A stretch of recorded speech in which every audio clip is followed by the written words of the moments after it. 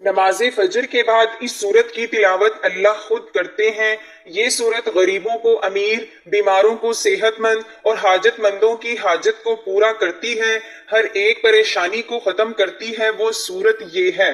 محترم ناظرین، قرآن مجید کی وہ سورت جس کی تلاوت نماز فجر کے بعد اللہ خود فرماتے ہیں، یہ دعویٰ اگرچہ ہمارے فہم سے بلند ہے لیکن اس کی روحانیت ہمیں احساس دلاتی ہے کہ قرآن کی بعض صورتیں ایسی ہیں جنہیں اللہ رب العزت نے اپنے خصوصی کلام میں ایسی تاثیر عطا فرمائی ہے جو بندے کے دل و دماغ، روح، جسم، دنیا آخرت سب کو منور کر دیتی ہے۔ انہی میں سے ایک صورت ایسی ہے کہ جسے نماز کے بعد اللہ تعالیٰ خود پڑھتے ہیں۔ یہ صورت غریبوں کو امیر، بیماروں کو صحت مند اور حاجت مندوں کی حاجت کو پورا کر دیتی ہے، ہر ایک پریشانی ختم ہوتی ہے۔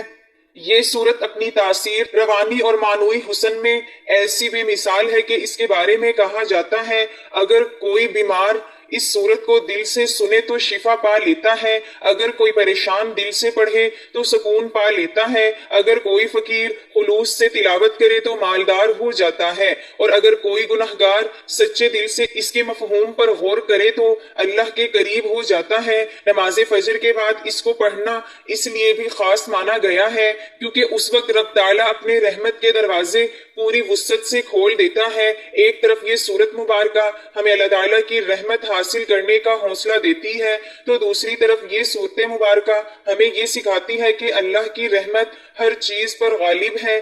یہ سورت مبارکہ اللہ تعالیٰ کی محبت کا ترانہ ہے۔ تو ناظرین، نماز فجر کے بعد اللہ تعالیٰ کے پیارے کلام پاک سے پڑھی جانے والی سورت کے بارے میں جاننے کے لیے گزارش ہے کہ ویڈیو کو آخر تک لازمی دیکھیے گا۔ ناظرین، قرآن پاک کی بہت ہی پیاری سورت کے جس کی تلاوت نماز فجر کے بعد اللہ تعالیٰ خود فرماتے ہیں، جو بندہ نماز فجر کے بعد کسی بھی پریشانی کے لیے پڑھتا ہے، چاہے وہ بیماری ہو اور رزق کی پریشانی ہو یا کاروبار کی پریشانی ہو، حتیٰ کہ کسی بھی مقصد کے لیے پڑھتا ہے، وہ مقصد انشاءاللہ پورا کیا جاتا ہے، دنیا اور آخرت کی سختیوں سے اسے نجات ملتی ہے۔ یہ صورت آپ کو اللہ تعالیٰ کے بے حد قریب کر دیتی ہے۔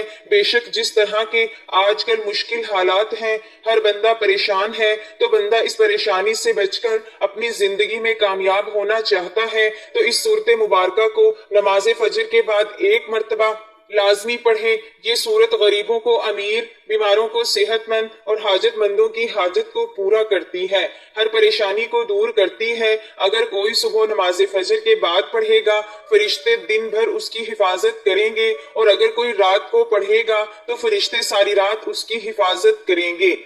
یہ خاندان کے اندرونی عمل کو برقرار رکھنے اور کسی بھی قسم کے تنازعات کو دور رکھنے میں بھی مدد دیتی ہے۔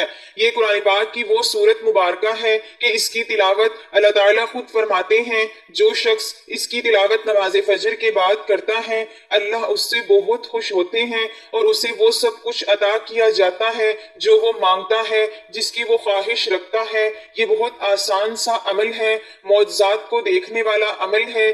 یہی خاص عمل ہے جو دولت کو فوری طور پر غیبی طریقے سے آپ کے پاس لانے والا عمل ہے۔ یہ ایسا عمل ہے کہ جن لوگوں نے نماز فجر کے بعد اس عمل کو پڑھنے کا معمول بنا لیا، وہ صبح رزق کی دولت سے مالا مال ہو جائے گا، گھر میں کاروبار میں دولت کی ریل پیل ہوگی، دولت کی برسات صبح سے زندگی میں شروع ہو گئی، دولت کی طوفانی بارش برسنے لگے گی۔ ناظرین، ویسے تو اللہ تعالیٰ کے کلام پاک کی ہر آیت، ہر سورت مبارکہ ہی اپنے اندر ایک خاص مقام رکھتی ہے، لیکن آج جس سورت کا ہم وظیفہ بتانے جا رہے ہیں وہ نماز فجر کے بعد پڑھنے کا بہت ہی بابرکت عمل ہے کہ جس کے پڑھنے سے بیمار کو صحت مل جاتی ہے، مالی تنگ دستی دور ہو جاتی ہے، رزق کی فراوانی ہوتی ہے، انسان کی ہر حاجت پوری ہو جاتی ہے۔ تو وہ خاص سورت مبارکہ سورت رحمان ہے جو عروس القرآن یعنی قرآن کی دلہن کے لفظ سے جانی جاتی ہے۔ سورت رحمان قرآن مجید کی 55ویں سورت ہے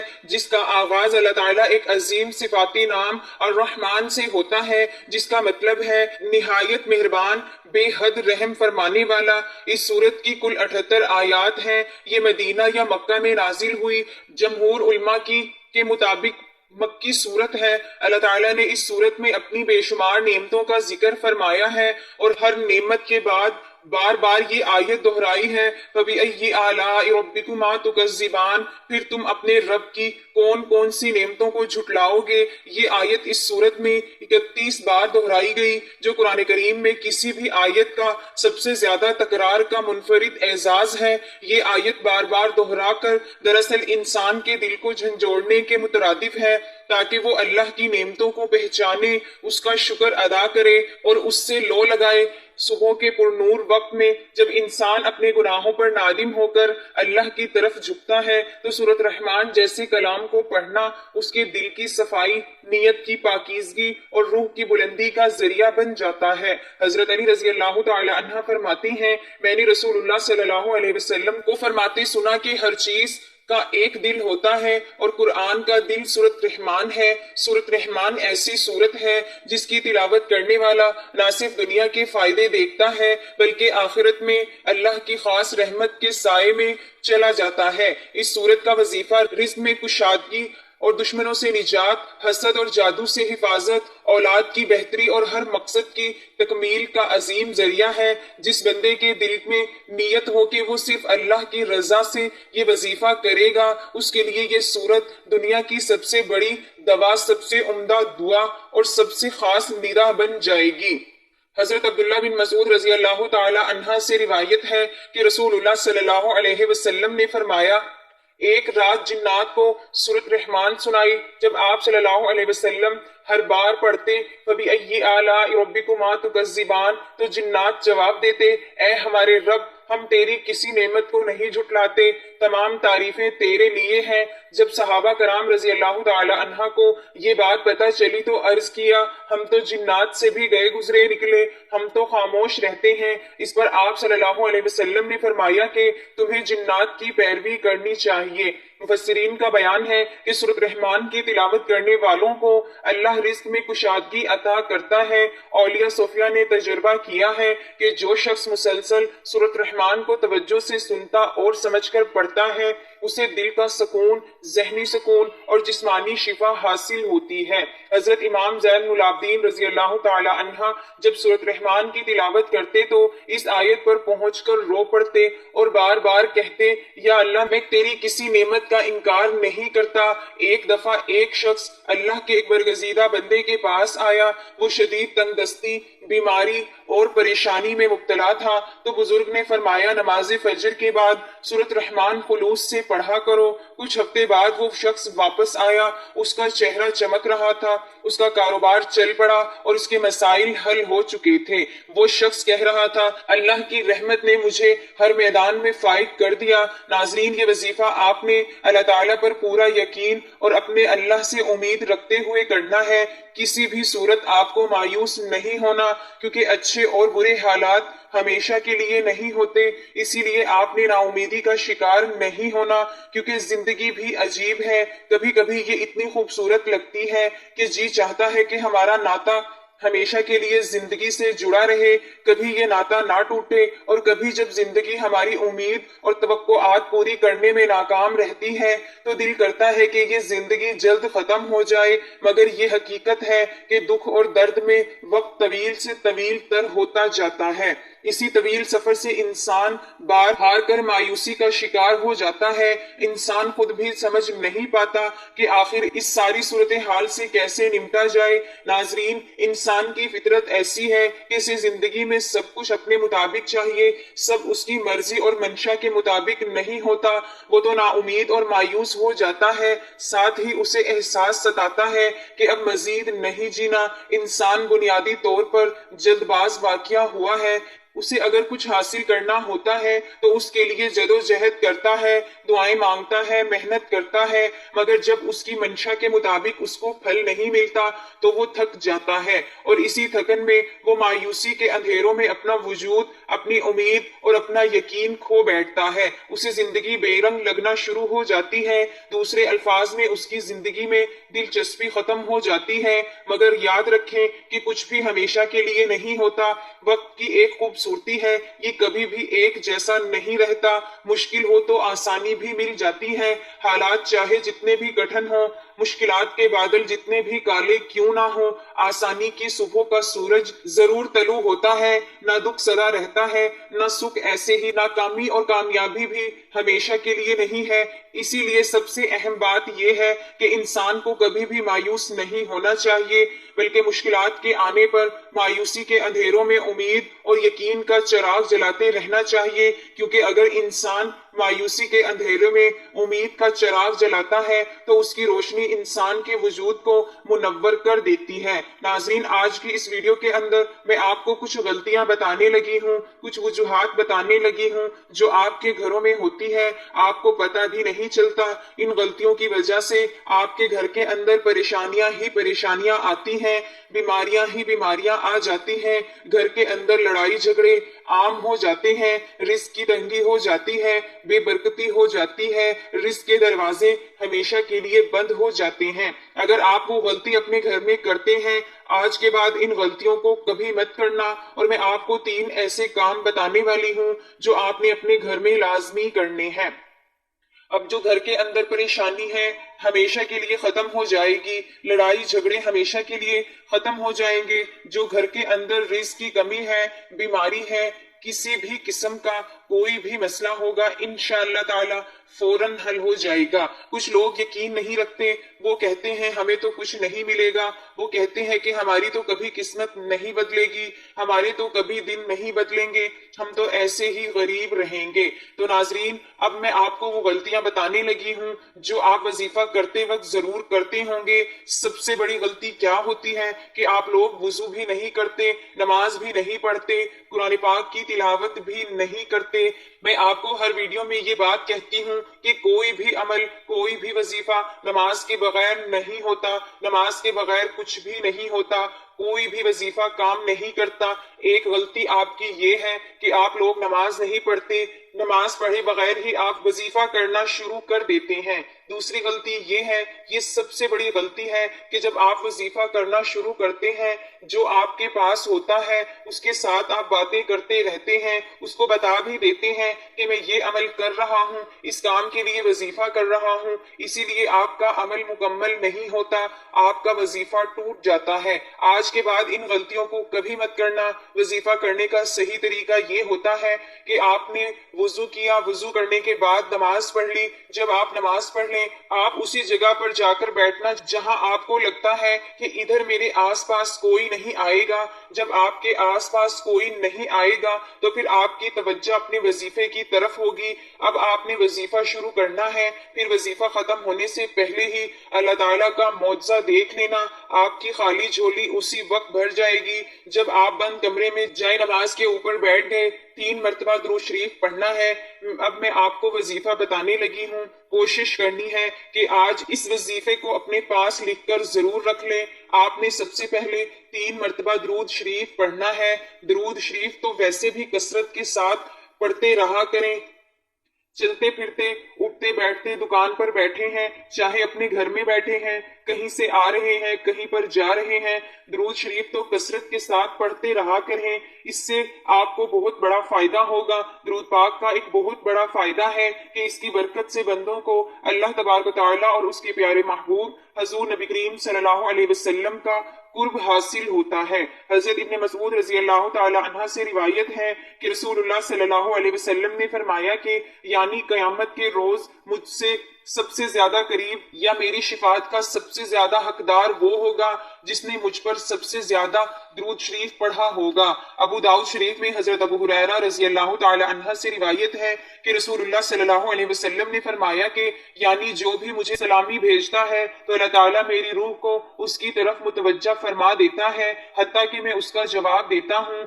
हजरत अबी बिन काब रजी अल्लाह तआला अन्हा से रिवायत है, फरमाते हैं मैंने अर्ज किया या रसूलुल्लाह सल्लल्लाहु अलैहि वसल्लम میں آپ پر بہت زیادہ درود شریف پڑھتا ہوں تو کتنا درود شریف مقرر کر دوں؟